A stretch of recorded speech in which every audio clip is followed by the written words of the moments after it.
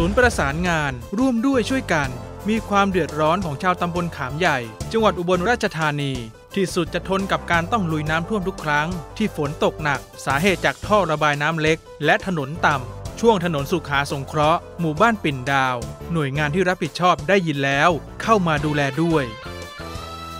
หลังได้รับแจ้งจากประชาชนศูนย์ประสานงานร่วมด้วยช่วยกันสำนึกรักบ้านเกิดจังหวัดอุบลราชธานีรีบลงพื้นที่ตรวจสอบและได้ข้อมูลจากชาวบ้านว่าเมื่อฝนตกน้ำจากหมู่บ้านใกล้เคียงจะไหลมารวมกันที่นี่เนื่องจากเป็นพื้นที่ต่ำน้ำจึงสะสมท่วมขังสูง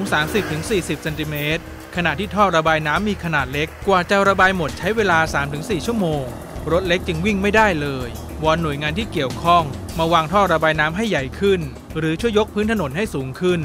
ปกติสูงอีกมันตามเลยตามเป็นถนนยาวเลยบอกครับไปหาแต่ชาวบ้านเขาเดือดร้อนยังไงนะมันถ่วมหอดเขาไปได้บ้านหรือยังบอกเขาในบ้านปิดบ้านรถแลนบ้านนี่ก็คือทะเลแล้วคันรถแลนมาสองทาง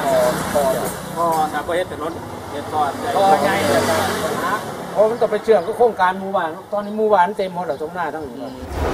เบื้องต้นทางศูนย์ได้ประสานไปที่คุณประเสริฐเขียนเดชผู้อำนวยการกองช่างเทศบาลตำบลขามใหญ่ซึ่งรับเรื่องและแจ้งว่าคุณปัญญากันตินันนายกเทศมนตรีตำบลขามใหญ่ได้ลงพื้นที่ตรวจสอบเมื่อวันที่ฝนตกพร้อมทำโครงการเพื่อรื้อร่องระบายน้ำใหม่เสนอสภาเทศบาลจากนั้นจะดำเนินการปรับปรุงแก้ไขให้แล้วเสร็จก่อนถึงช่วงฤดูฝน